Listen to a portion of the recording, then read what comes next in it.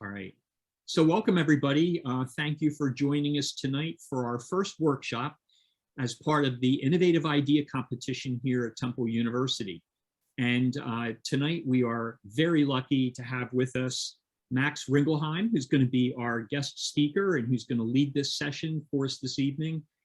Max was co-founder of PhunkeeDuck, which was the viral brand that took the hoverboard global a few years back, and he's now founder of When Going Viral. But before we move on to Max, I wanted to just take a couple minutes and give you a quick overview of the Innovative Idea Competition, because I know many of you have heard about it, you're interested in potentially entering it, and you'd like to know more information about it. So let's get started with that. This is the 25th year of doing the competition.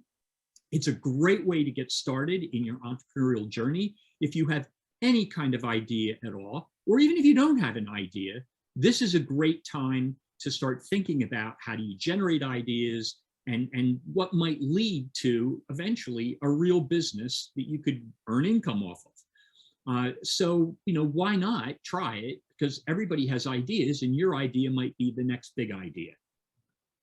All right, so who's eligible to enter? Well, anyone from the Temple community, students, faculty, alumni, and staff of Temple University. And there are really three key requirements in addition to that. And that's as of September 1st of this year, you have to have received less than $5,000 in funding. So that could be from other competitions, it could be capital investment from other investors. You have to have generated less than $25,000 in actual revenue. So that could be for product sales or service sales, all right? And your company or your idea has to be less than 5 years old. And if you make it through the first round of judging as one of the selected finalists, you will be pitching in our live pitch competition to our judges in front of a live audience here in the 1810 Accelerator space. We're really excited to be doing that again this year. And so something to look forward to for sure.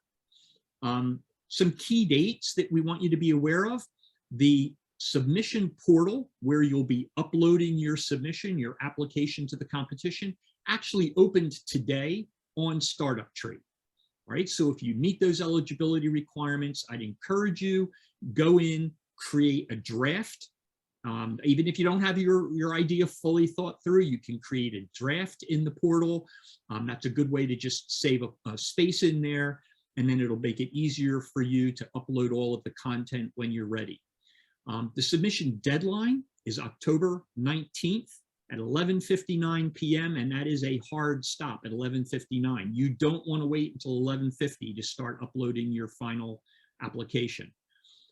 The actual finalists will be notified after the first round of judging is done, when we have our awesome reviewers that do a great job scoring and providing feedback. We'll be selecting those finalists from their scores, notifying them on November 4th, and then the live pitch competition takes place on the 17th. And we're going to be doing that here again, live and in person, and streaming that out on YouTube. Why enter? Well, it's a great way to earn some money. So there'll be over $5,000 in cash prizes that we give out, a grand prize. There'll be first and second place winners in our 2 tracks, an upper track for graduate students, faculty, staff, and alumni, and then an undergraduate track with a first and second place as well. There'll be the very highly coveted crowd favorite award. That's usually pretty hot competition. There'll be the Global Innovation Prize for those ideas that can be applied globally. And there'll be a Digital Innovation Award. And this is the second year we'll be doing that.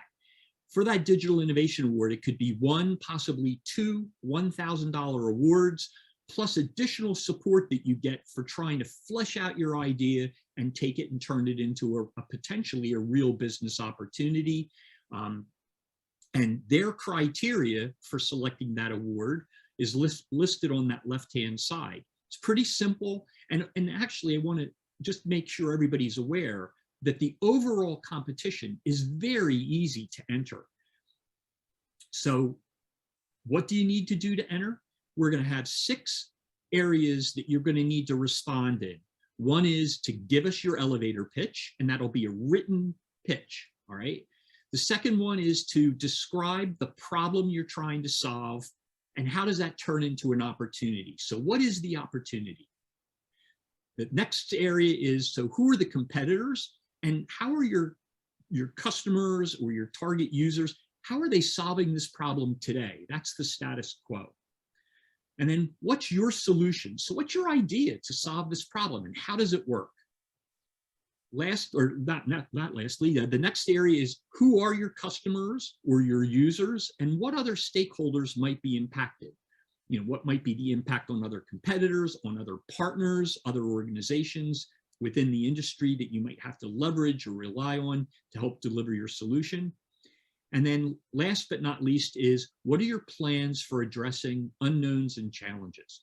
So we're asking you to first identify what are the unknowns and challenges, all right? Things that you aren't quite sure yet, you haven't been able to do enough research, or you have identified specific challenges that you know you're going to need to answer, but again, you don't have those answers yet.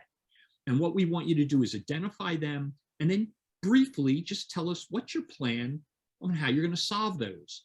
You don't have to have the answers, but we just like to know, oh, well, this is an unknown, and I'm planning to do customer surveys, or I'm going to do a landing page on a website and try to do some A/B testing, or I'm going to do some customer interviews to try to get my information. So we just need to know what's the plan to address these unknowns and challenges. In all, if you write this all up in all 6 sections, it's really just about 2 pages. So it's not that complicated to do. It does take a little bit of thought and research, but this is probably the easiest of all of our programs to enter. So I encourage you to do that. Now, we provide lots of support to you in this journey of entering this program and entering the competition. Tonight, we're doing the first of 3 workshops, and we'll be doing workshops next Wednesday night and the following Wednesday night. All of them are 5 to 6:30 online on Zoom. In addition to that, we also offer you mentoring help. So on our Startup Tree platform, you can choose from over 95 different mentors. These are senior business executives, serial entrepreneurs. Some of them are actual angel investors, to give you feedback on your idea. And they're really comfortable, and they're awesome to use as a resource to bounce ideas off of and get that feedback to help you refine your idea. We're also doing a special peer mentoring. So that's with other students, where you can practice pitch your idea to the ESA, our Entrepreneurial Student Association, and they'll provide you feedback. That's coming up on the 12th. And then on the 17th, we're doing expert mentoring. So again, that will be online, the expert mentoring, and you'll be on a Zoom with individual breakout rooms with our expert mentors in a room. You can bounce from room to room and bounce your ideas off them and get feedback from them as well. So take advantage of the mentoring help that's available to you. We would ask that if you're interested, if you have any thoughts of entering this competition, we'd like you to pre-register. And that's using this QR code. You want to use this, fill out the short form that gets the information that we need in order to be able to share other resources and to be able to send reminders to you about the other helpful programs to help you through this process. So please pre-register. And again, I mentioned that the actual submission portal went live today. You can go online there as well and create your first draft, basically just, putting a placeholder in the system. All right, so that's a real quick overview of the competition. If you have other questions, feel free to email us at the iei@temple.edu. We'd be happy to answer your questions. Stop in here to the 1810 Accelerator. You can also schedule time with me on Startup Tree. I'd be happy to talk with you. So now I'd like to turn the program over to our guest speaker tonight, and that's Max Ringelheim. So Max actually reached out to us with his when going viral company that he's now working on and growing. And he said, Greg, I've got programs I think your Temple students would really love to hear. We spoke a couple times, and we settled on doing this workshop tonight. I'm very excited to have him on board and as our guest speaker tonight. So I'm going to stop sharing my screen now, Max, and I'd like to turn it over to you, and you can go ahead and get started. And Sounds please good. share with us a little bit more about your background, and then you can work right into the program. Totally, totally. How's everyone doing this evening? Can you all see my screen on your computer right now? Yeah, awesome, awesome. Yeah. Very cool. How's everyone's Wednesday been? Pretty good so far, more or less? Not too rough over at Temple in Philadelphia? Okay, cool. Well, as Greg put it, it's definitely a real honor for me to be here. I'm going to be walking you guys through an awesome presentation that I put together that, I think will really do a nice job of piggybacking off of what Greg just introduced, which is the ideas competition, right? Back when I was in college, I was in my own business plan competition at University at Buffalo, which I'm going to share some fun anecdotal stories about in a little while later on in the presentation, and ultimately will hopefully help inspire some of you guys to want to, participate in your own ideas competition. What I definitely want to start off by saying that's super, super important is tonight's going to be super fun. It's going to be engaging. It's going to be highly interactive. So definitely don't be shy. From my standpoint, if I can equip each one of y'all with the opportunity to enter your idea competition at Temple by the end of this presentation, because I help kind of maybe eradicate some of the different barriers or blockers that might be in your head about participating or not, or is one of your ideas good versus mediocre versus bad, et cetera, et cetera. That's what my goal tonight is going to be all about. And I feel really confident in saying that I think you're going to get a lot out of tonight in terms of finding that inspiration to want to hopefully win some of those cash prizes that will go a long way in being able to bring your business idea to reality. So without further ado, if everything's good from Greg's side and Lindsay's side, can we jump right into it? Cool. Awesome. Let's do it. So from my side, the agenda for tonight's going to be pretty simple. I'll start off with giving you a quick background on myself. From there, we're going to jump into a first interactive exercise. I'm going to try and pull ideas out of your guys' and girls' heads, okay? I know oftentimes ideas get stuck up there. They never make it onto paper. They never make it into the ideas competition. They just sort of linger in your own head. And that's not where they belong, right? We want to get ideas on paper, ready to rock for the ideas competition. Hence why we're all here today on this webinar. From there, we're going to talk about the ideation process. I'm going to share with you how a couple of different ideas came about in the real world. One of them was a company that I started almost 12 years ago now or so, maybe a little more than that. It was while I was an undergrad student, just like your guys' self at University at Buffalo. So you'll sort of hear where my first idea came from. It was sort of like the Uber before Uber existed. I kid you not. We'll talk about some other really popular companies like Pokemon Go and WeWork and how those ideas came about. So you can kind of see how even world-renowned ideas even start off as such a small microcosm of what they become today and what we all know them for.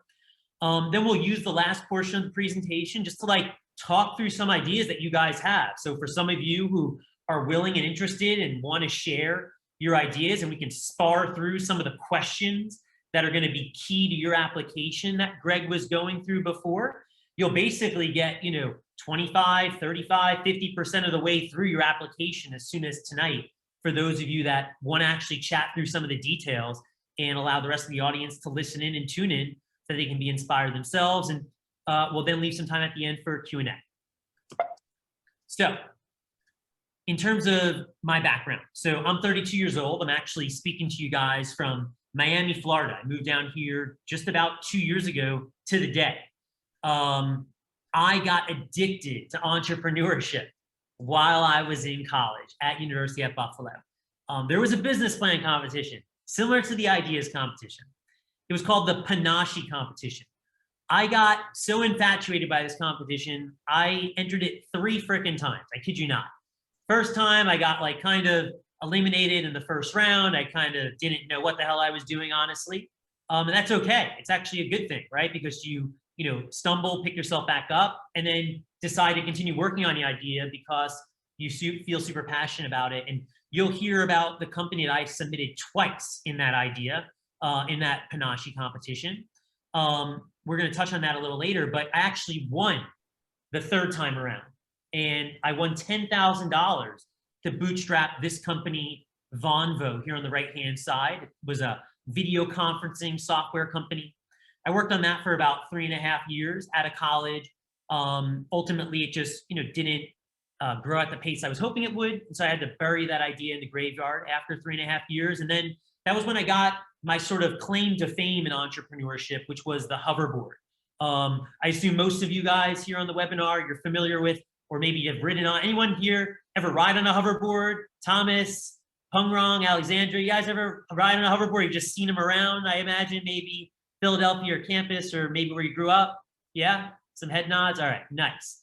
So back in 2015, believe it or not, I was the guy responsible for starting that product fad, right? I had this crazy viral company called PhunkeeDuck that literally went viral overnight, did millions of dollars in business in a matter of weeks, literally less than 8 weeks. And then 15 months later, that company crashed and burned. We're not going to talk too much about that company tonight, but obviously if you guys have questions about that afterwards, more than happy to answer any question you guys have about that company. It's a really wild and crazy story that I've had a chance to share around the world on many different occasions, and people just absolutely love hearing that roller coaster ride of a startup story. It was after that venture, though, that I did a couple of stints in corporate America at a company called Little Bits. I worked on the sales team. I actually worked on the marketing team for a company called WeWork, which we're going to talk about the company itself, how that idea itself came about many years ago.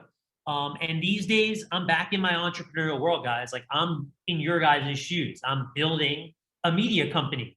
It's like an education entertainment company, or as they call it, edutainment.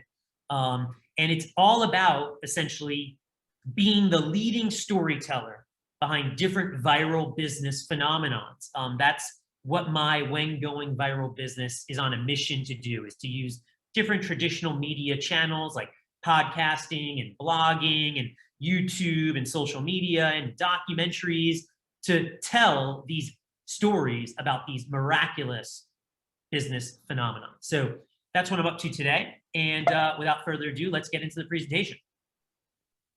So I wanted to start tonight with a famous entrepreneurial quote that some of you guys may or may not have ever heard of. And that is the following. I'm not going to give it to you just yet. Great ideas are ... What do you guys think comes after the ... Do we have any thoughts? Greg, don't give the answer away. I showed you the presentation yesterday, so you saw it already.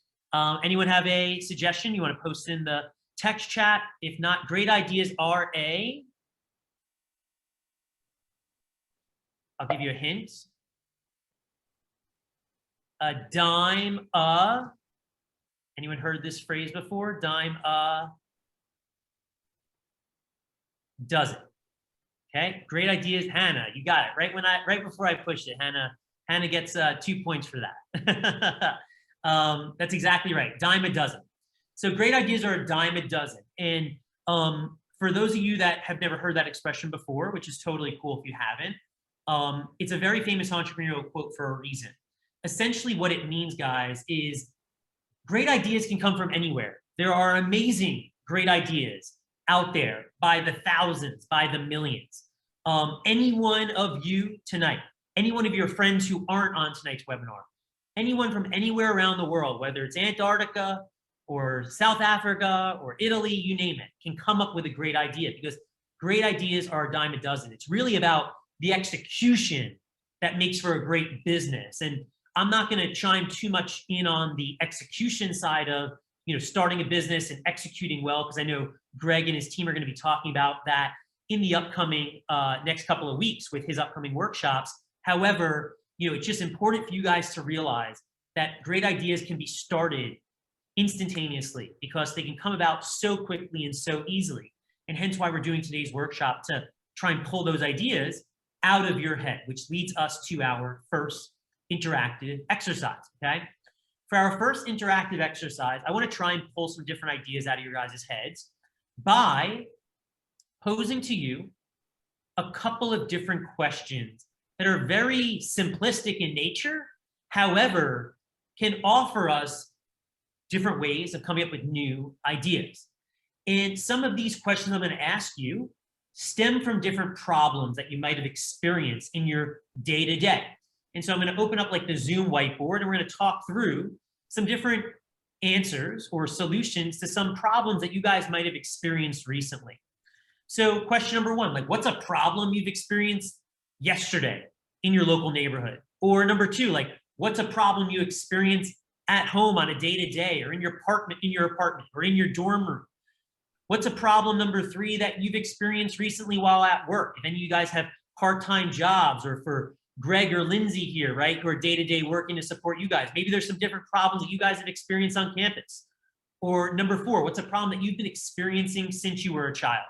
So I'm going to quit out of my screen share for a quick second. I'm going to open up the whiteboard tool here in Zoom, and let's just jot down a couple of quick answers to some of these different questions. So like for anyone here in the audience, and if you guys, are feeling shy, no worries, I've got some answers up my sleeves, but like who's got like a problem that they experienced recently, like in their local neighborhood or while at work, yesterday or recently? Anyone have any suggestions they want to call out? Who's like got a problem since they've been a child that still they continue to linger with day after day? Does anyone have any suggestions? And I'll type them in here on our whiteboard for problems.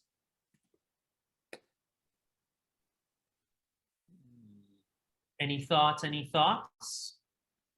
Are you saying that you guys are problemless? You guys have literally not experienced any problems? Who is just about to speak? Go ahead. Yeah, it's me, Kwame. Hi.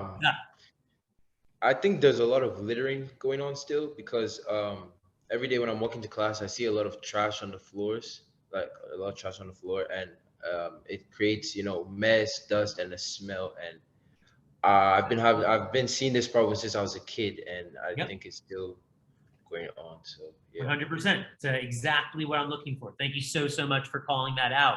Anyone else who has not been problemless throughout their childhood or young adult life? Any problems that you've recently experienced? I mean, literally, this could be as simple as like walking around campus and stumbling over like the curb that's like raised too high, right? Like, or the pothole that you drove over in your car in downtown Philadelphia. Like any other problems that you guys have experienced. Greg, don't you tell me that things are picture perfect over at Temple. There's got to be some potholes lying around. Any problems that you've experienced recently on campus, or any other students that want to chime in?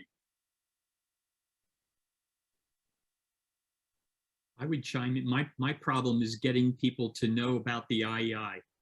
Cool. There we go. How do we get more people aware of the problem?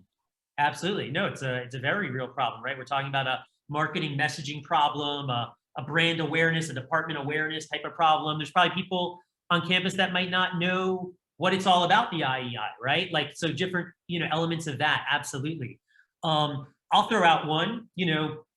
I've got this really annoying situation here in Miami where, there's sort of similar to what Kwame mentioned, right? You have like these scooter sharing programs that like have their scooters all over the place. If you've heard of like Bird or Lime, and they, just create tons of traffic here in Miami when it comes to foot traffic walking along the sidewalks, right?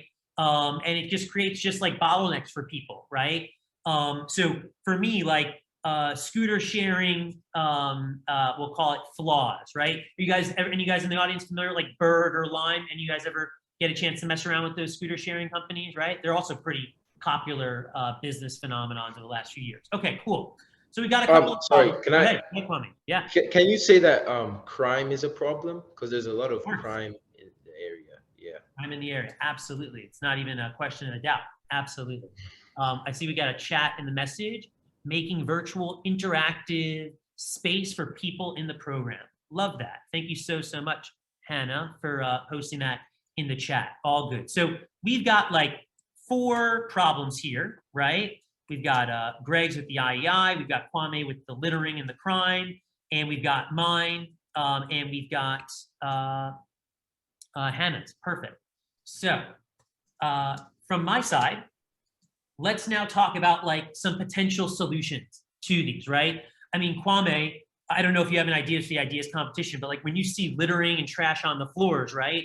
I mean, there's different businesses that already exist, like things as simple as like garbage men and stuff, right? That are designed to obviously pick up those trash items, right? But then like there could be other innovative solutions to that, right? Issue on campus. While you've been on campus, have any ideas or potential solutions come to mind that like you thought potentially could solve for the littering that you're seeing on campus? Or do you want to talk through anything that maybe has come to mind in the past?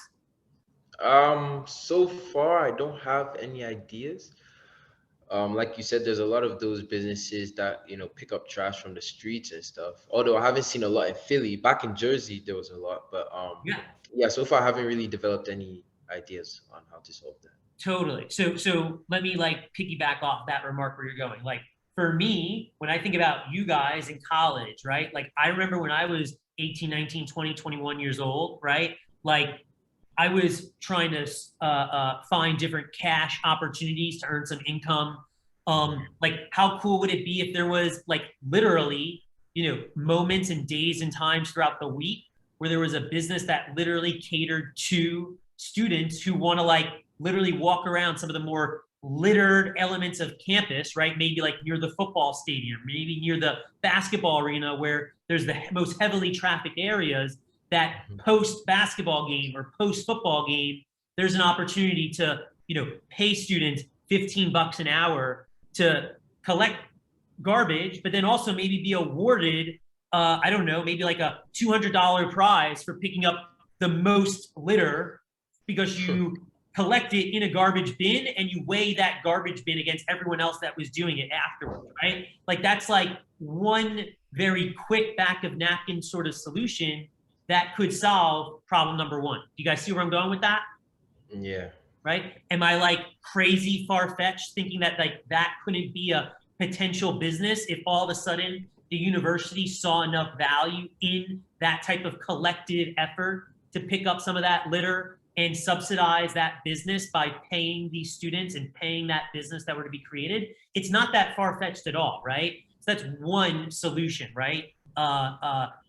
Student-oriented garbage pickup post football games, right? Let's see here. Greg, any like potential solutions have come to mind for either you or Lindsay related to like getting more of the word out related to IEI that could help some of the students here today that you want to mention? Like maybe there's some ideas you've been battling back and forth with or throwing on the chalkboard to see what might stick? Yeah, I'll throw one out. So we've been kicking around, and hopefully we're going to be able to do this, but we were thinking about running a competition. Yep. Within our entrepreneurial student organization, our ESA, and having them compete, trying to do outreach into the 16 other schools, actually to all 17 schools within Temple. Yeah. So that they would earn points for giving presentations in class, getting posters posted, hosting table events, things like that at these other schools, as ways to, earn points to compete. And at the end of the year, we would award prizes to the ones who've gotten the most points. I love that, as you're talking and, we've gotten to know each other over the last month or so. So you've shared with me, just how the university itself is structured. And I've worked with some other universities over the last few years. Like, guys, I'm literally thinking in my mind about a new business opportunity as Greg's speaking. And that business opportunity is not only does Temple University have like 16 schools or like, I don't know, there's other schools out there that have like, 25 schools, right? Like Penn State's a huge school in Pennsylvania, right? They probably have like 20 different schools if I had to guess, right, Greg? Like, what happens if there was like a business marketing agency or digital marketing agency that specialize in supporting universities with their, what I would say is sometimes a bit of clutter between the differences between each school and what you can do within each school, or the sort of segregation of responsibilities within each school, right? Like if this is a problem that someone like Greg's having at Temple, maybe there's a chance that that problem exists at Penn State or maybe that problem exists at Michigan State University, or maybe it exists at, California State University, whatever it might be. If there was a business that all of a sudden could support that type of gray area of the university landscape by providing these types of either innovative solutions that Greg just mentioned, like students competing to provide more insight on what the IEI is about, or being able to provide clarity for overall universities about the differences between each college and school inside of campus, like that potentially could have a very lucrative business model. And there's obviously a very strong collection of potential customers that come about through that. So, these are just a couple of different ways in which, ideas and just simple problems, right? Like we got on this whiteboard, guys. I'm going to jump off the whiteboard because I want to make sure we're being mindful of time and such. But like, this is just an example, right? These two examples of how these very simplistic, trivial problems, right, that brought us to that whiteboard, right? I'll just refresh our memory. Like, what are some problems that you see day to day on campus? What's some problems that you've experienced as a child?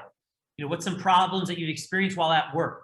You coming up with these problems, listing them out, and then thinking with a creative mindset what some of these solutions could be, all of a sudden is when ideas for the ideas competition pop up, right? Or new businesses that you might want to start as a junior, senior, post-grad come about.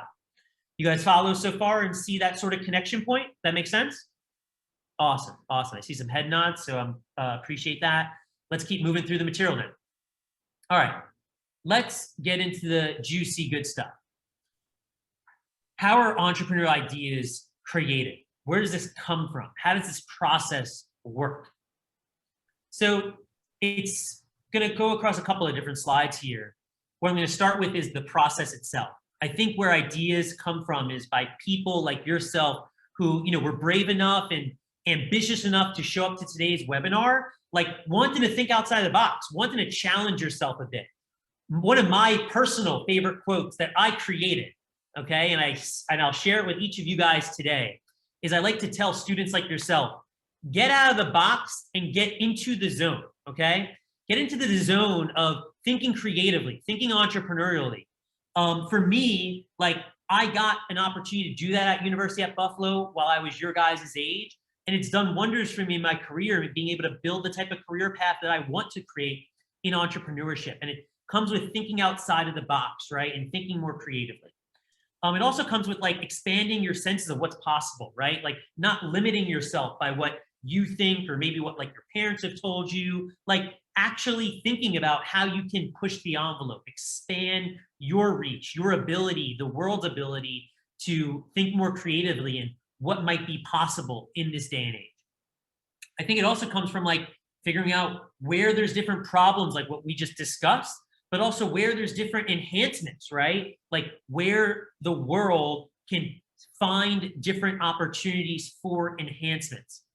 And I think like, Greg, I heard you mention it before, but we'll elaborate on it here, like the status quo. Hopefully most of you guys are familiar with that term, right? Like sort of the what already exists, right? What people are comfortable with, the status quo. Like for me, oftentimes the status quo bothers me. And hopefully for you folks here today, right? Like Kwame with the littering, problem, right? Or Heather with the wanting more interactive virtual experiences. Like you don't want just the status quo, right? You're not satisfied, Hannah, with like how Zoom workshops or Zoom, the product works. And maybe like one day you want to create a more robust virtual experience for folks using virtual reality or for whatever it might be, right? So thinking outside of what the status quo is and, being bothered by that to want to try and come up with a new solution. I also kind of like break down the ideation process, guys, into two parts. Those two parts are the following. Very simply, like you have light bulb moments often in entrepreneurship. I'm going to talk to you about what some of those light bulb moments were for me and what were for Pokemon and for WeWork shortly. But these light bulb aha moments where you're like, wow, something just clicks. This is a good idea. This could solve a problem. Those light bulb moments are beautiful. When you have those light bulb moments, you should write down that idea or what came to mind at that moment. Like that's your intuition talking to you, right? And because of that, it deserves the decency and the respect from you to put that down on paper, type it into your phone, wherever it is, you can document that so you can return to it at a later date. If you find yourself like running into the same problem repeated over and over again, that's another great moment for you to all of a sudden realize that you might have a good idea upon your hands. And lastly, like there's this concept of massaging your ideas. So like when you have that light bulb moment and you write down the idea in your phone, or this aha moment in your phone or on your computer, whatever it might be, like let it marinate, massage it for a few days, let like some time go by thinking about the concept. And you'll see how I did that with a couple of my ventures here shortly, but I just want to make sure that's clear. Part number 2 of the ideation process, maybe after a week or 2 or a month or 2 of marinating and massaging an idea, is starting to seek feedback on the idea, right? Talking to people in the field who can give you feedback. Starting to flesh out some of the details about the business, right? Like with Kwame just now, we were talking through, oh, maybe basketball games are better than football games because more litter collects outside the stadium, one versus the other, right? And then it comes into seeing what that foot traffic looks like for football games versus basketball games, seeing which one is more populated so that you know where there's going to be more litter for you to go and collect, right? Then you want to start testing out your assumption, right? Doing some different mini experiments. In the case of, you know, the littering concept, all of a sudden you can start showing up to those football games or basketball games and surveying people or walking around the stadium to see what garbage bins get the most garbage, right? What areas outside the stadium get the most litter, where the garbage doesn't end up making it to the garbage can. Those could be mini experiments you start running. And then you want to start refining, taking action on the results that come from these mini experiments. Why is the ideation process so special? You know, you guys have this awesome opportunity to be in the ideas competition. And what's great about that is you have now this opportunity to think innovatively. Like try an idea that's never been done before. Like think about how awesome that would be if you can create something that no one's ever experienced before. Another awesome reason why ideation is so special is because it's like essentially your baby. You're essentially nurturing a baby. This baby is yours, okay? And as a result, you get to mature it and grow it in what direction you want to see it grow in. And that's really freaking special, okay? Like it's something that once you get the chance to do it, hopefully by submitting an idea into the ideas competition, all of a sudden you realize how special that is because you got a chance to maybe nurture this idea or baby of yours for a couple of months, maybe even 1 or 2 years because the idea gained some traction. You also get to influence people, right? In the direction that you want to see them going, right? That's really powerful.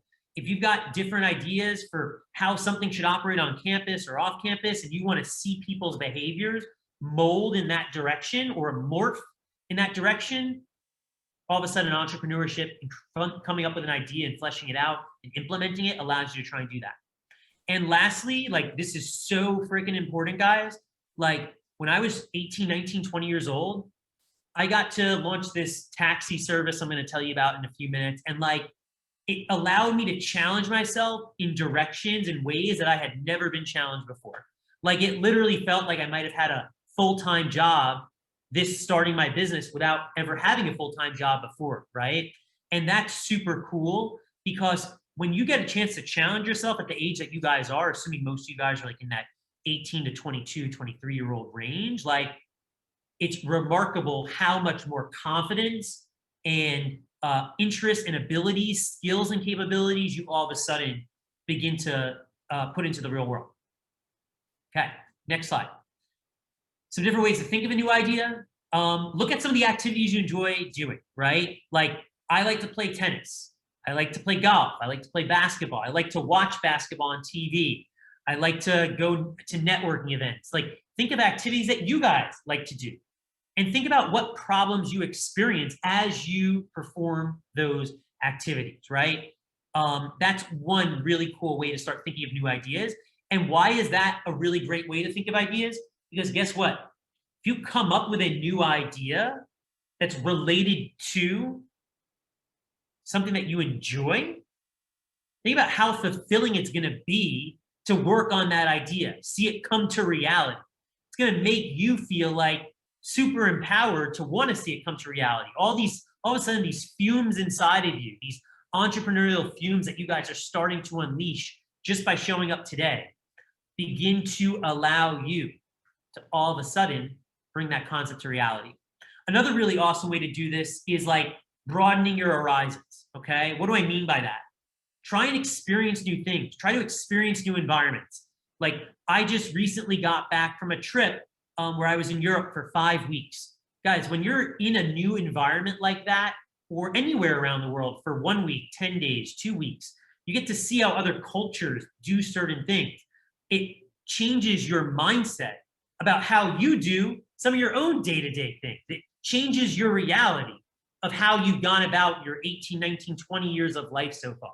And that is another really awesome way to tap into the creative side of your mindset, okay? So let's talk about another entrepreneurial famous quote. I know, I think it was Hannah before, right? Who had the answer on the last one. Let's see if she can nail this one as well. Okay, we've got a 17-year-old here. Lindsay, awesome, right? Very, very good. Oh, wait, 17, sorry. You meant by 17 schools. Apologies. Cool. Thank you for thinking that I was 17, though. I really appreciate it. But there's 17 schools and colleges at Temple and 2 international. There you go. Okay, I was thinking that was we had a youngster. Okay, cool. No worries. Well, we do have my high school intern here with the videographer, so we've got some young blood anyway. Great. Awesome. So another entrepreneurial quote. Let's see if Hannah Kim can nail this one too. Opinions live inside the blank. Anyone have a thought on what that might be before I tell you? Opinions live inside the office, okay? Now, facts live outside in the real blank. So opinions live inside the office, facts live outside in the real, oh my God, Hannah Kim, nailing it. The real world. Love that. Very nice, Hannah. Can't put anything past Hannah Kim. Awesome, awesome. So yes. Now, what does this quote mean? Essentially what it means, guys, is the following. It's this idea that in entrepreneurship, in coming up with ideas and building a business, if you try building your business strictly in-house with just you and your fellow partners and colleagues trying to come up with every feature, every product, every market, every new feature, new button on your website, whatever it might be, based on whatever business you're building. That's where opinions clash. And that's where opinions are ultimately building your business. Whereas facts of how you can grow your business and how you can really satisfy a particular customer's problem, those facts live outside in the real world. And this is very important because when you start talking to your customers, when you start talking to your prospective market adopters, early adopters, business segments, whatever it might be, that's where you're able to all of a sudden validate your idea and get the confidence to want to pursue it further, okay? So why is that really important here when we talk about how ideas are generated? Well, when you're trying to validate your idea, one of the first things that you guys should do is research. Go online, spend 10 hours, spend 20 hours researching what ideas similar exist already in the marketplace so that you know how and what you can do differently from them. Try and conduct what is called like customer discovery conversation, customer development conversations. These are like smart interviews that you do with prospects, with friends, with family members who you think might be interested in your idea. Conduct things like surveys. Create really specific and narrow questions that reveal important insights towards your idea and what you're trying to come up with, okay? Surveys are a great mechanism for doing that, using just things like Google Forms, super simple, free, will get amazing data super quickly. And lastly, industry experts, right? If you can start talking to people in the field that you're trying to penetrate, that will bring about amazing insights for you to learn from, okay? So the next concept is how you can all of a sudden identify new idea opportunities. And this is commonplace, some of these things, but they're very, very important. Changes in the marketplace, right? I told you guys about my hoverboard business, right? PhunkeeDuck, right? Like that was 2015. My company unfortunately failed. By Q1 2016, hoverboards were banned by the government. FedEx stopped allowing you to ship them. The story goes on and on. But what happened in 2017 and then 2018? Bird, Line, Bolt, these scooter sharing companies all of a sudden popped out. That was a change in the marketplace of personal mobility. And if someone like myself wanted to get involved in that space, right, that would have been me thinking about how the marketplace was changing right in front of my eyes after hoverboards kind of had its heyday. Emerging technology, right? Look at, be understanding and cognizant of new technology or emerging tech that's being implemented in the world. You guys are probably hearing about concepts like Web3, cryptocurrencies, AR, VR, you name it, right? Like these are new technologies that are fundamentally changing how we interact with our world. 3 and 4 are pretty similar to one another. So they piggyback off one another. Observe things that are happening around you. Listen and watch closely with your eyes and ears what's happening around you. I'll give you guys another famous quote that unfortunately I didn't come up with, but this is one of my favorites. It's God gave you 2 ears and 1 mouth for a reason in life. You listen twice as much as you speak. If you're listening twice as much as you're talking, all of a sudden you start to understand and hear problems that are coming about at twice the rate it would be if it was the opposite. If you were talking twice as much as you were listening, right? Think about that in such simplistic terms, but how factual that can actually be when you're thinking about entering the world of entrepreneurship. And lastly, before jumping into these awesome stories that I want to share with you, the time is now, guys. You've got an awesome ideas competition that's fast approaching, right? I think, Greg, you said October 21st is the deadline, if I recall, or something like that, right? Yeah, the 19th. 19th. So, you guys got about a month to come up with an idea. And hopefully today is going to help shine a light on that idea. And Greg's upcoming workshops will help bring that idea to reality for you to enter. You've also got amazing staff in Greg and Lindsay at the IEI, right? The Innovation Entrepreneurship Institute that are supporting you in this competition. Like, why wouldn't you take advantage of that? They are paid to help you. Like, think about how silly that would be if you let that resource go to waste, okay? And they're giving you free money if you come up with a good idea. So also, that's another reason why the time is now. Granted, you have to win the competition or get awarded, in their judging, but you know what I'm saying. Number 3 is really important to me and near and dear to my heart because I was once in your guys' shoes. You're young and ambitious. You're in a low risk time period in your life. What do I mean by that?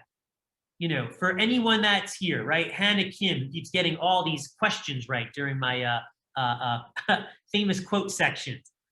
For Kai Lin, for Kwame, for any of you guys that are here today, if your idea doesn't work out, what is the worst that happens? You return back to your dorm room. You return back to home with mom and dad where you might already be living because maybe you commute to campus or something, right? That is the worst thing that could possibly happen. So the time is now to be working on your ideas. Different, right? For me, if one of my ideas, if when going viral doesn't work, I'm 32 years old, I live in Miami, that would kind of be a huge pain in the you-know-what, to have to move back to New York or this or that, right? That's no bueno, that's no good, right? So just understand that the time period in your life is a low-risk time period for you to do these types of things.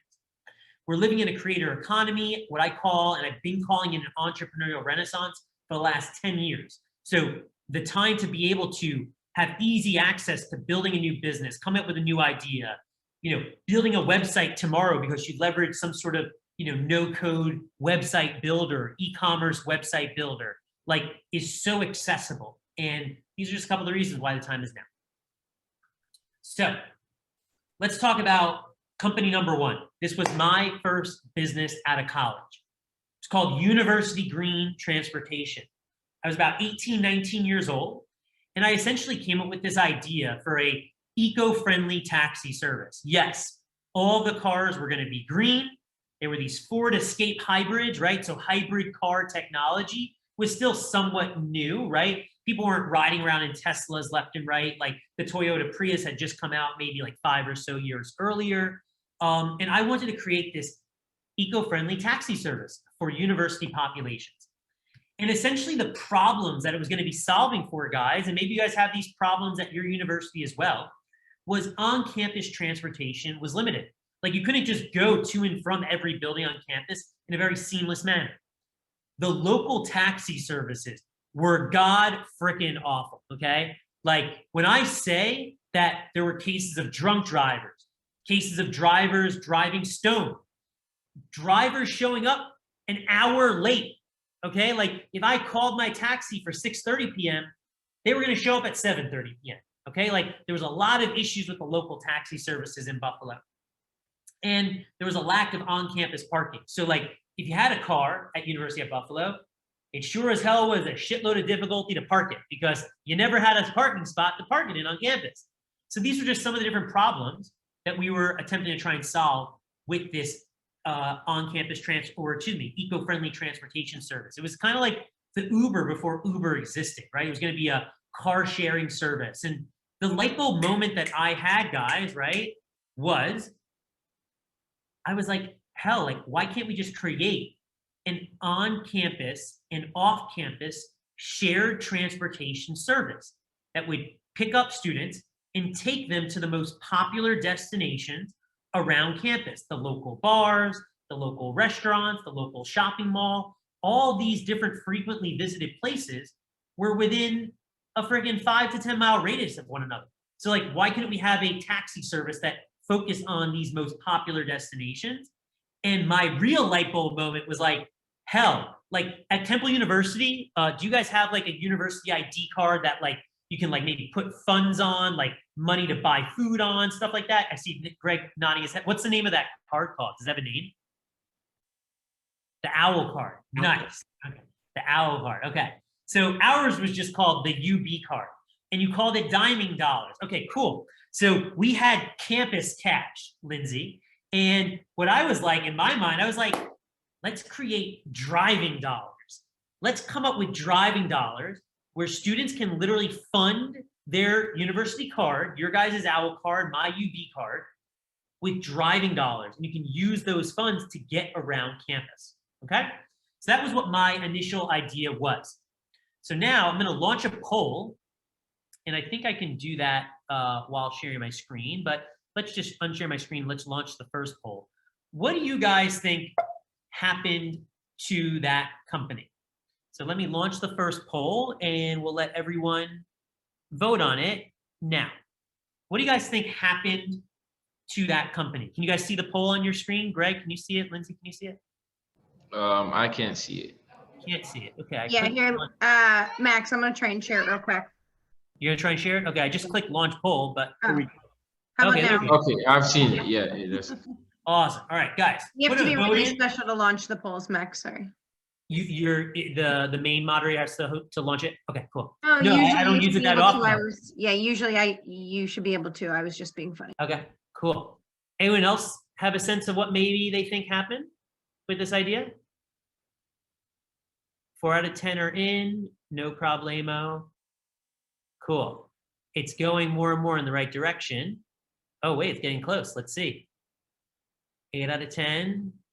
Okay, I'll end the poll just because we got most of the votes in anyway. For those that chose answer number D, you are correct.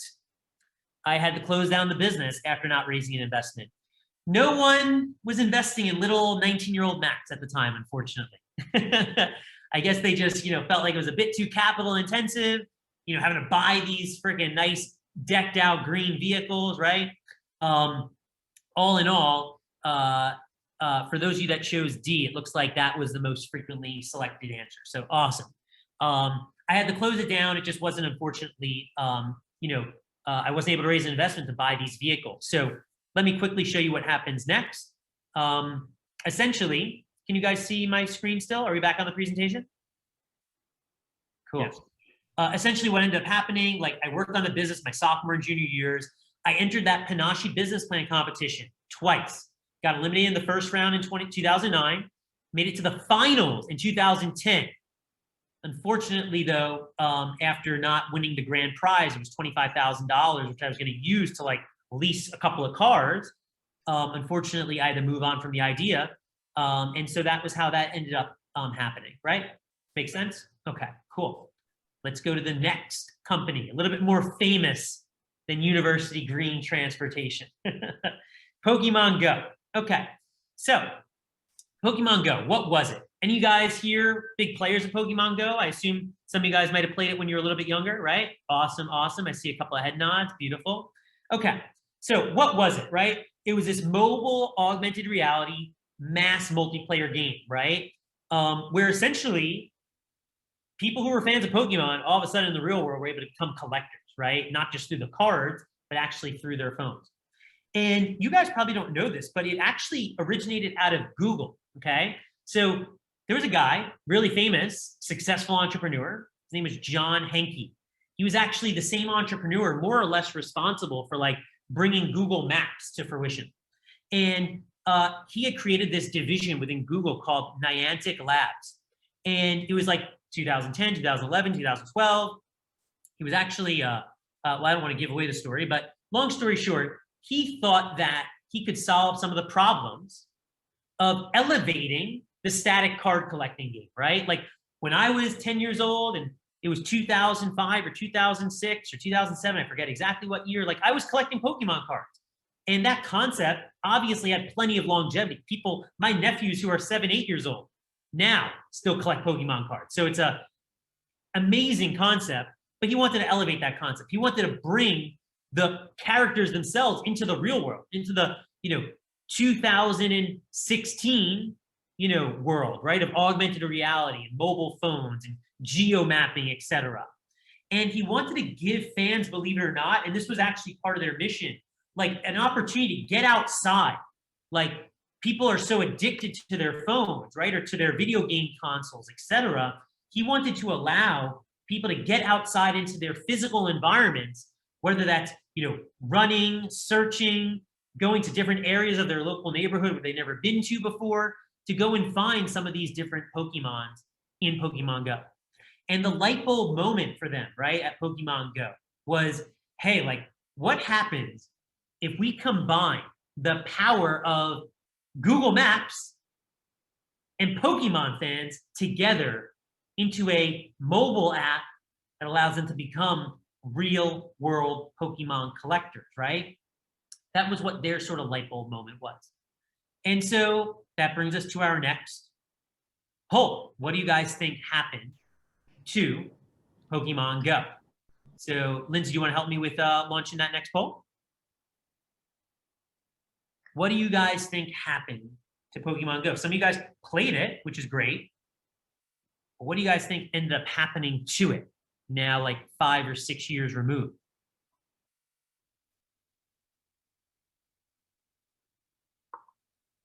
Okay, we've got some answers coming in. Awesome, awesome. Got some smart students. Something tells me that Hannah is definitely getting this answer right. Probably got last answer right if I had to guess. Hannah, did you get the last one right? Don't lie. You can post in the text chat and say if you got it right or not. I think she's sending answers out to everybody. Oh, man. Oh, my God. Greg, I do not want to be blamed for any cheating scandal here. That is not allowed. No one was given the answers beforehand, I promise. Okay, Hannah admittedly so said she didn't get the last one right. So that's great. Okay, cool. So it looks like most of our answers are in. Hannah, do you want to end the poll and just show off? Lindsay, excuse me. Do you want to end the poll and show off the answers? Because most of the group was getting it right. Correct. So in 2016, guys, Pokemon Go launched, and it acquired millions upon millions of users. And let me give you a quick sense of how much traction they actually gained. I'm going to share my screen again. Can you guys see my screen in a second? Tell me if you can see. All good? Perfect. Literally, guys, the traction here was remarkable. John Henke, believe it or not, he almost left Google in 2010. But he was then given the opportunity to create this Niantic lab. So believe it or not, Pokemon Go may never have existed if John Henke had decided to leave Google, but he decided to stay. And he stuck around until about 2015 when Google decided to restructure into Alphabet. And at that moment in time, there was an opportunity for John Henke to make Niantic Labs a private company. He split off and decided to create Niantic Labs independently. He actually raised a lot of money from Google because the founders over there, Sergey Brin, all those guys, Larry Page, they wanted to invest because they saw how much promise and how much potential opportunity there was with Niantic Labs. And so John and his team launched Pokemon Go in 2016, and it exploded in popularity. I mean, it was literally the most heavily downloaded app in the Apple App Store after 1 week of release. It generated over $470 million in the first 80 days post-launch. Okay, like someone like myself who started the hoverboard fad, like we generated over $1 million in less than 8 weeks. But when I put that up against Pokemon Go, holy shit, that's like nothing, right? Like, wow, that's insane, right? So 80 days in, they generated over $470 million. And a year after launch, over 800 million downloads. Remarkable stuff, right? So that just kind of showcases you how like a small microcosm of an idea, like let's combine Google Maps, the power of it with Pokemon fans, all of a sudden evolved into this miraculous and amazing technology that people are still using very much so today, believe it or not. Okay. And let's go. Sorry, I have a question. Yeah, go ahead. Ask away. I heard that Pokemon Go shut down because it was leading to a lot of deaths. But right now you just mentioned that it's still, in continuation. So I was wondering. Yeah, there was definitely some issues. Like is that Kwame who asked that question? Yeah, that's me. Yeah. So Kwame, like in the business world, there's oftentimes a lot of issues that pop up every now and then. Some get, exacerbated. Some get, thrown under the rug, etc. But it's absolutely, yes, still an app that people are able to participate in and play. And Hannah Kim said, yeah, she's still playing it. So that's awesome. But yes, there were some issues. Every company has some issues. And actually the next company that we're going to talk about had some real issues as well. It was a company called WeWork. Hopefully that answered your question, Kwame, and we can move on. Did I answer your question, Kwame? Yeah, you did. Thank you. So the third and the last company that we're going to highlight is WeWork, okay? Everyone here in the audience somewhat familiar with the WeWork story? Have ever heard of the company? You guys know what that is? Okay. Very simply, it's a very popular co-working space company. You guys have probably heard of co-working spaces or shared office spaces. It's a pretty new phenomenon over the last like 8 to 10 years that's popped up. And, they've become very famous, partly because of their very notorious founder and entrepreneur. His name is Adam Neumann. And in all transparency, guys, I used to work at WeWork in 2019. So I know this story very well because I used to work there and I used to rent office space there. So I've been affiliated with the company in different respects throughout the last 10 years in one shape or another. Essentially, it's a shared office space real estate company. So what does that mean? Basically, different people work under one roof at different desks next to one another. And the company basically just splits off the office space, shares it amongst the people who are renting from there, right? So they basically take this large office space and they slice and dice it into affordable rates that individuals or small companies can all of a sudden afford to work side by side next to other companies. The problems that it was solving for were basically giving startup companies, people like your guys' self here on the webinar today, an opportunity to have a low-cost office space solution because it's not that economical to be able to buy a huge office space for yourself, especially if you're just starting out, right? They were also making better use of commercial real estate property, right? Like if you can all of a sudden optimize office real estate, huge amounts, 10,000, 20,000, 30,000 square foot worth of office space through this model, that's a real problem you're solving for. And lastly, for those of you that ever worked in an office environment, like it can be a lot to stock the fridge, to have office supplies, make sure the printer is working, make sure the printer has paper in it, this and that, right? A shared office space model removes those bottlenecks, right? It allows WeWork to handle those office managerial responsibilities while the people working under the roof of that office space are working on their company day to day. And so the light bulb moment was exactly what we just talked about, right? Dividing up large plots of commercial real estate into smaller segments that people can rent as small as one company, one desk, all the way to, let's say, 20 or 30 or 40 person companies. So what do you guys think happened to that company? And maybe Lindsay, you can help jump off or post that poll. Let me, I guess oh, there you go, you got it, perfect. What do you guys think happened to the WeWork company? A, did the original founder and CEO get booted from the company? Did the company have an unsuccessful IPO in 2019? Did the company raise billions of dollars in investor funding? What do you guys think happened to the company? Max, did you watch either the documentary or the scripted show?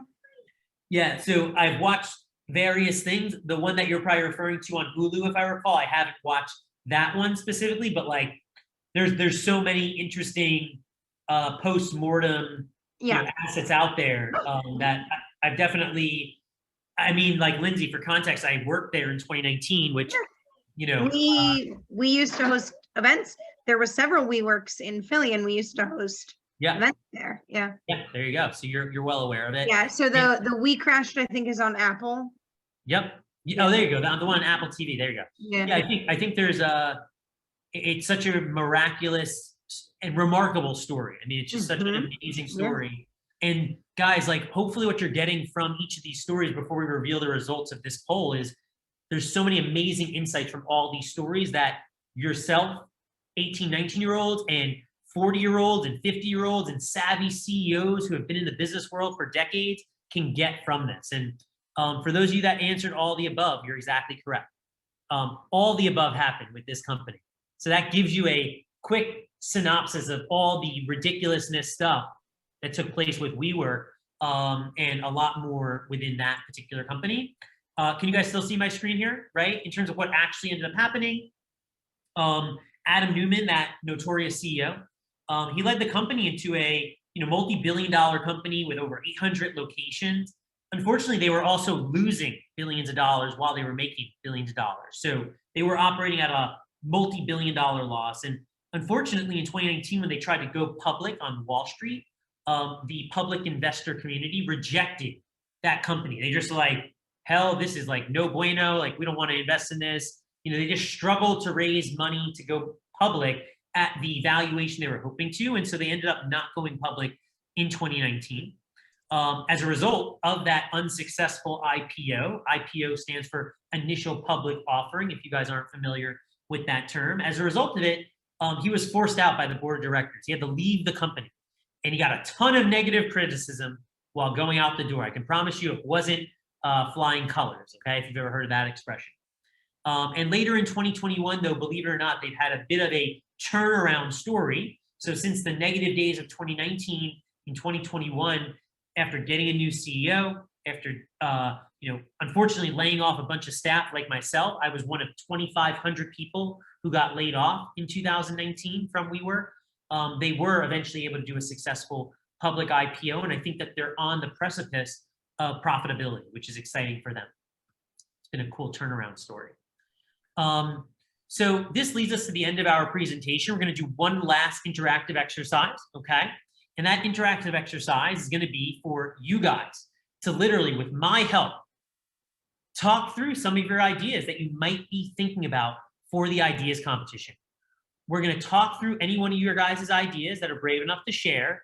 Again, there's no idea that's a bad idea. So, I really encourage any one of you to step up and share maybe one or two ideas that you have in your mind that you're thinking about. And let's talk through some of these questions, because I am here to help you for the next 5-10 minutes. We're not going to spend too much time on this, but for anyone who wants to share an idea, who wants to raise their hand and volunteer, because we can chat through some of these questions, which are ultimately, guess what, going to get you like 30 to 50% of the way through your application. Greg, correct me if I'm wrong, but this would sort of get a nice quality head start for the students who are going to be submitting their ideas, right? More or less. Oh, absolutely. I mean, all 6 of these questions really touch on, or I should say 5 of these 6 questions touch on the 6 areas that they're going to have to do. Perfect. Amazing, amazing. So do we have any volunteers that want to throw out an idea there? Because I can promise you no idea is a bad idea, and I can promise you no one's going to be laughing you off the stage. There's nothing to be concerned about whatsoever. Anyone want to volunteer? Go ahead, Chelsea. You're up. Sure, I will volunteer. I will be the guinea pig for this. No, you're fine. Hannah's going to jump on afterwards, she said. So we're good. Go ahead. Okay. Do you want me to just like go through my answers to the questions, or? Yeah, so why don't you start? Yeah, great question. So start with sharing what your idea is in a nutshell. Okay.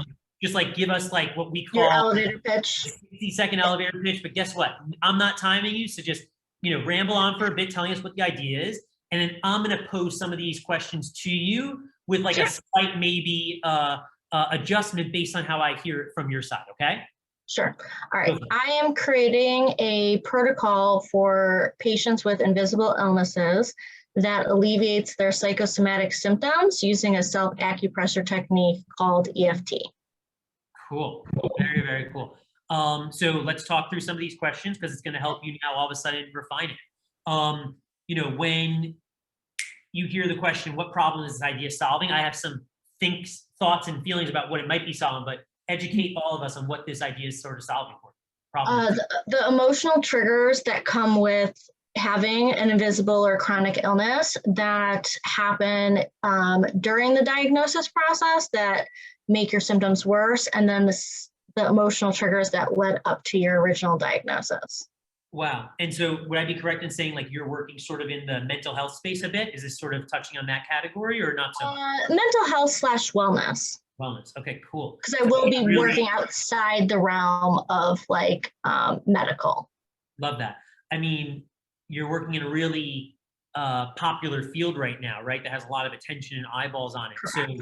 So that's really exciting. Can you tell us a little bit about like who's the market for this? Like who do you serve with this type of innovation and business? Typically, women are more likely to have chronic illnesses than men. And specifically like autoimmune disorders, and it's around like the age of like 30 to 35. Okay, so like, this wouldn't be, for instance, applicable to like, let's say autoimmune disorders that might exist with a student in college. Like, is it fair to say that it can?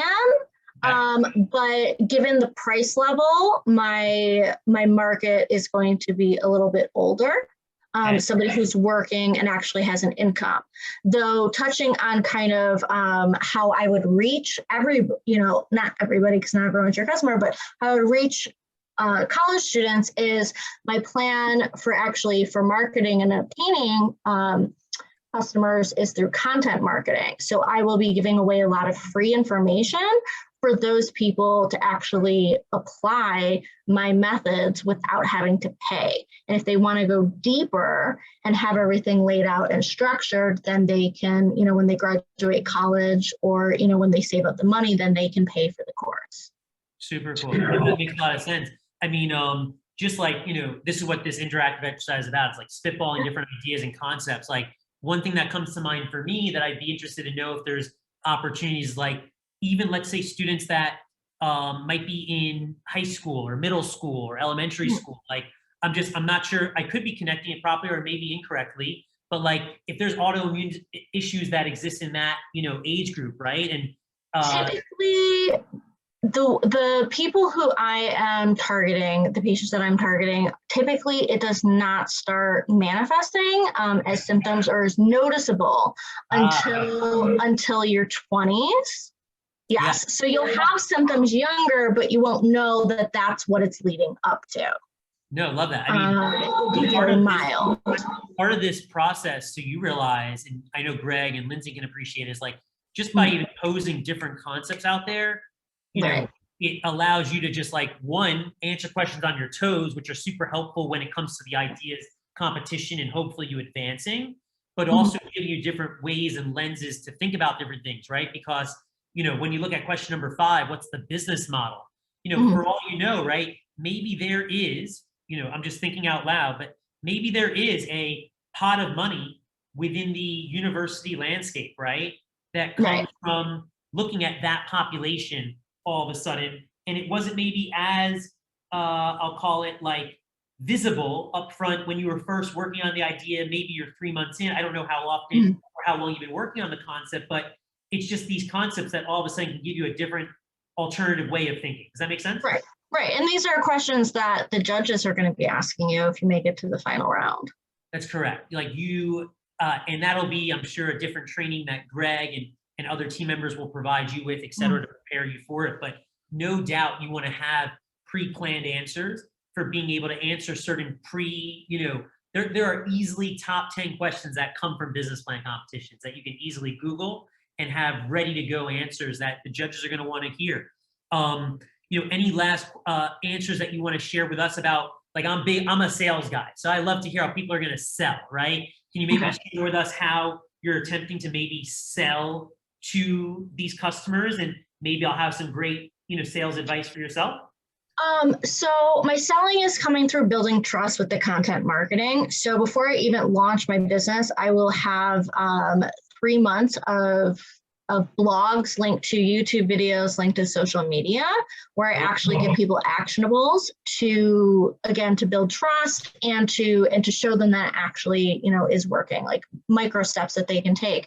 I plan to use what's called like a launch method when it comes time, where I do a series of webinars, a free webinar, to give them almost like a workshop like this, and give them even deeper understanding of what we're doing, and a deeper, stronger actionables that they can take before hitting them with the, hey, buy my course. Yeah.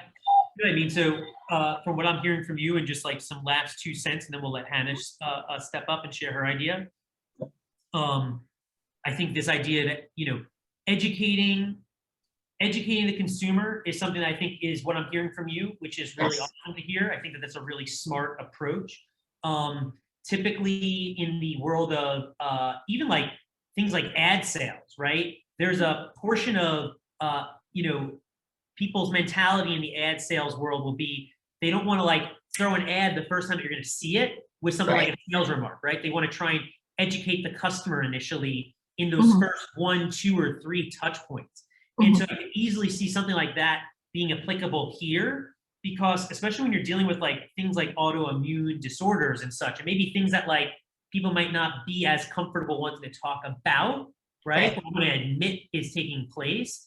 I would think that you wanting to get really real and be as real with the customer who you're marketing to through this content sales strategy, content marketing strategy, is going to be something that's going to ultimately, hopefully, move the needle for you and see some of those first adopters come through. Correct. It's all about creating value. And I think that that's where a lot of ads actually end up lacking. Is they give like a piece of sales information, or they give a lead, but they don't actually follow through with the value. Yeah, that's awesome. Thank you so much for volunteering, and you did a phenomenal job, to be clear. So I have a question. Sorry. Yeah, go ahead, Kwame. For this exercise that we're doing, does it have to be the idea we are going to use for the competition, or it could be a general business idea that we have planned out already? Yeah, no, it's all fair game here. So if it wanted to be an idea you want to use, or maybe you have one idea but you're not sure if you're ready for it, or maybe it's something you just came up with, like your littering idea 30 minutes ago, right? Like it could be any idea, to be clear. There's no strict rules here whatsoever. Kim, did you say you wanted to volunteer on your front? I was saying that I was clapping, but I can share my idea. Go ahead. So I'm a grad student, and then I am in bioinformatics. So I was thinking about maybe doing something related to my research, and so maybe if I can sell a software program that makes a prediction for a sample space in which a protein can evolve, then it would be an interesting idea to sell. So obviously, I think I won't be selling it to like people like the Pokemon Go was doing, but maybe to more like pharmaceutical companies. But to what degree I can do it, I'm not sure. and I think the application for this software would be, maybe in like cancer genomic space. You sort of want to know, so cancer is a genetic disease, so you want to know, makes sense. Or like cancer, or like even in SARS-CoV-2 case, you want to know how it's going to evolve, although you actually need a lot of data input for that. So yeah, that's the kind of question that I wanted to solve. So my question to you, first thing that I would say, thank you for volunteering and sharing. I think the first thing that I would say to you is like, one suggestion from my side would be, trying to have your concept be a little bit more crystal clear when you're communicating it, right? So I think I have a good concept of, it's a combination of bioinformatics, cancer, specific, the software has a specific role assisting the cancer space, but I think it could just be a little bit clearer understanding what particular problem it's going to solve. So let's talk about number 2. Question number 2, what problem is this exactly solving, your software that you're going to create? Can you talk to us about that? Yeah, so basically, if we know like what kind of mutation will occur in the current trajectory, basically then we would be able, like, knowing is important for prevention. So that's the kind. Yeah. That's interesting. That's very interesting. So if you can have your software almost be somewhat predictive because it knows these different trends that are taking place, right? That's where all of a sudden your software can inform doctors, patients, et cetera, to be that much more effective in how they're going to diagnose or support that particular patient. Is that right? Am I hearing that correctly? More like prognosis at that point, but yeah. Awesome, that's great. No, thank you for sharing. And did you have you come up with yet any thoughts on how you're going to sell your software? Is that it's something you've had a chance to think about, or do you need some guidance on that concept? I have no idea. No idea. Okay, that's okay. So guess what? That's the good news, right? So I'll give you a couple of tips. In the software world, right, there is a concept, and it's a business model concept. It's called a SaaS business model, SaaS. That stands for Software as a Service. That's something that you should do some research on after this workshop, because you'll get some awesome tips and tricks on how other medical companies, healthcare companies in the prognosis space, utilizing predictive insights to inform doctors and such, et cetera, how they've created those types of SaaS business models. Typically, it might revolve around a subscription fee or some sort of license fee or whatever it might be. But SaaS business models are something that have become extremely popular over the last decade, if not a little bit longer than that. And I would strongly encourage you to look at that after our workshop today. Does that sound good? Yep, thank you. You're very welcome. Okay, cool. We're at the 6:30 mark, Greg. I know I've been talking for a little bit. I was at my final slide anyway, which was my thank you slide. If you guys are good with ending there, Greg and Lindsay, we can end with my final slide here, which is a thank you slide, and we can. I'm happy to stick around for an extra 5 or 10 minutes or more to answer any other questions that the students have. But does that sound fair from your guys' side? Cool. Yeah, cool. Yeah, absolutely. I think Kwame had a quick question though. He wanted to share. Yeah, go ahead, Kwame. Ask away. Yeah, for the would it be okay if you go back to the ideas page? The ideas slide or the last slide? The last, yeah, this one. Yeah, go ahead. Yeah, I just wanted to talk about my idea, then maybe you can ask me some questions and help me out. Of course. So since I was a kid, I've always been into, aviation. So one of the long-term business goals I have is to actually start my own airline. Now, one of the differences between what I want to do in the normal airlines that, economy, if you've ever been to economy class, is very uncomfortable, yet it's still at an expensive price. So I would want to, make it more comfortable and at a cheaper price so that, people can have more opportunity to fly out into the world, wherever you are, whether it's a local flight or an international flight. And also wanted to, improve the food services, because most of these airlines, people complain about the food a lot, that, oh, this food is not good, et cetera, et cetera. And by doing this, if I have a friend who maybe owns a restaurant, I can, help his or her business by promoting their food on my airline. And then, you know, so those are just some of the rough sketches I have of this. So when I think about your idea so far, I think you're hitting on a couple of really interesting problems. Number one would be, you know, and I know that, you know, the food on airlines is kind of crap, right? So one thing that I would potentially look at or suggest you investigate would be, what are the reasons why food is crap on airlines? Like, is there a reason why every single time, 10 out of 10 times, it's always crap? Like, that would be really interesting for me to uncover, because maybe it's the ingredient element that it just has to be low cost ingredients to offer an affordable ticket and then an affordable food item afterwards. Or maybe it's a matter of just a pricing game of removing a certain number of seats on the airline for your airline, or increasing the size of the plane for your airline so you can sell more seats to offer more higher end food.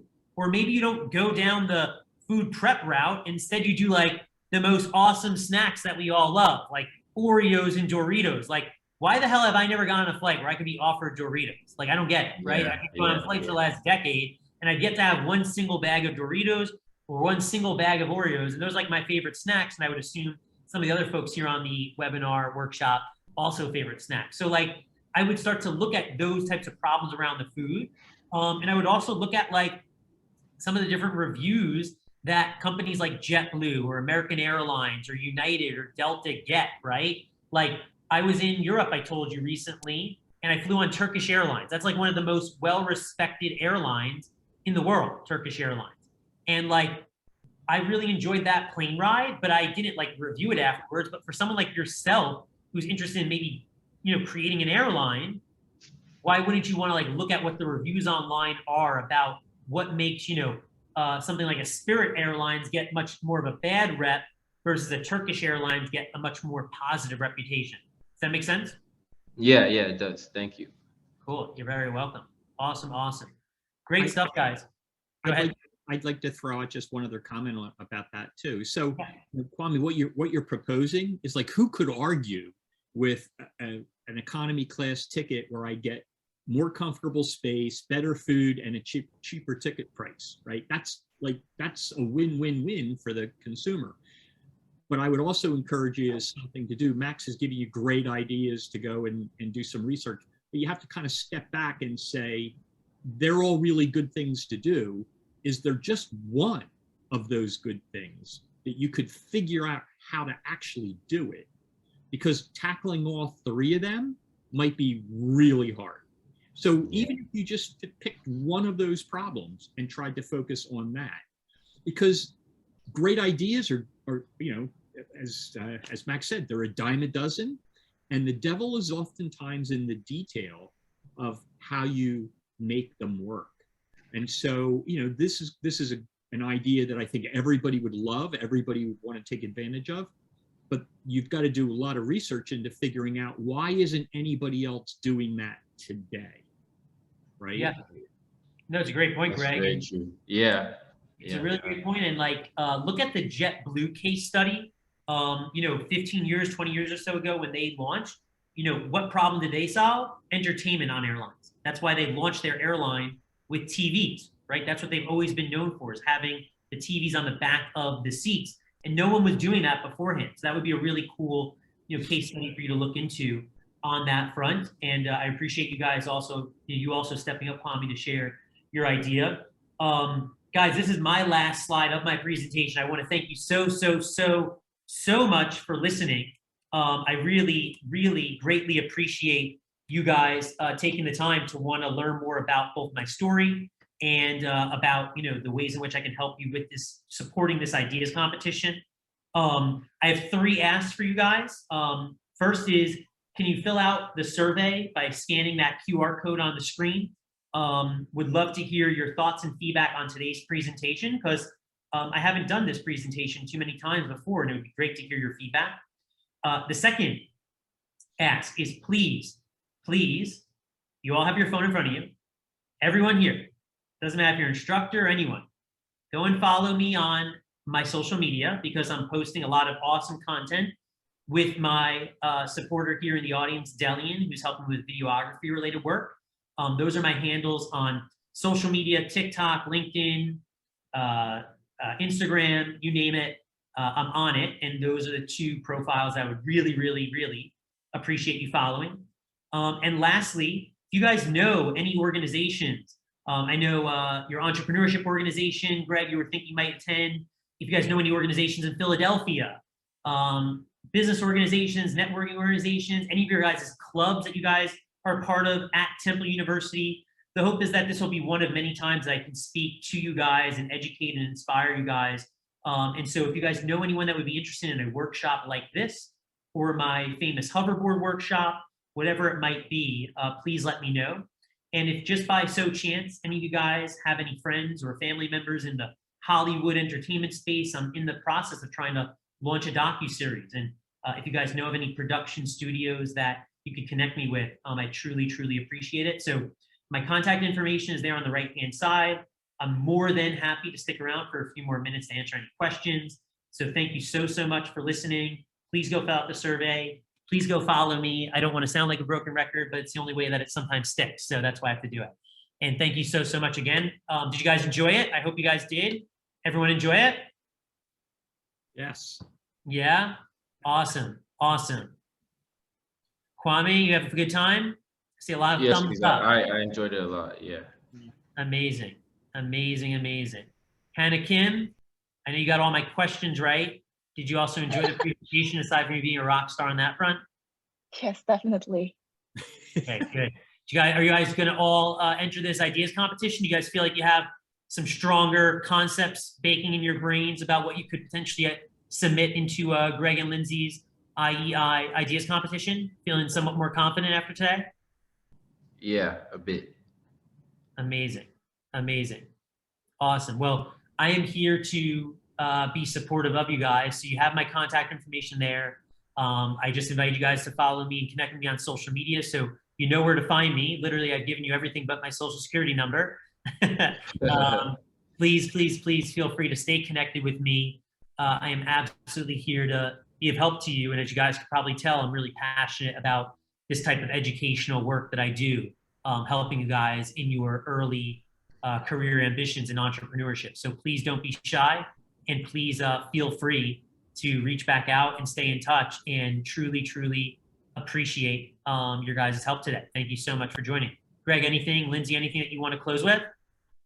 No, just I wanted to thank you, Max, again for coming and joining us. I think it was really a good workshop, and a great way to unlock some techniques to get them thinking about new ideas and bursting or breaking through some of the roadblocks to doing that. So again, I want to thank you for joining us and for sharing this. I have like 3 more slides I need to show to the group. So if you can unshare. Yeah, of course, 100%. I'll go ahead and finish my sharing on my stuff. All right. So again, Max, thank you so much. For the rest of you, if you aren't a member of the 1810 Accelerator space, I encourage you to join the space. It's a members only space, but it's free to join. Anybody from the Temple community can join, from any school, any major. So I encourage you to please do that. It's a simple process. It takes a day to just get it through the system and get you approved so you can have access to our space. I also, Lindsay already put in the chat the link for our customer service feedback, all right, on the program, just like Max is gathering input on, how people enjoy his program and what they've gotten out of it. We'd like you, if you'd please take this survey for us. And then last but not least, I know some of you may have been here looking for the suitable code so that you can get your suitable points for being part of this event. So I wanted to share this with you. Hopefully you have your phones out. You can quick grab that. And that's it. So again, thanks, Max, for joining us. And thanks, everybody, for attending. I hope you'll come next week for next week's workshop. The speaker is not nearly as good as Max. It's me. Full disclosure, it's me. But hopefully you'll get some good takeaways from next week's meeting. And the workshop next week is on evolving your idea. So once you've come up with your idea or a couple different ideas, we'll talk a little bit about how do you narrow that down and pick which one might be the best one, and then how you can evolve it to make it even better. All right, so that's for next week. Thanks everybody for joining.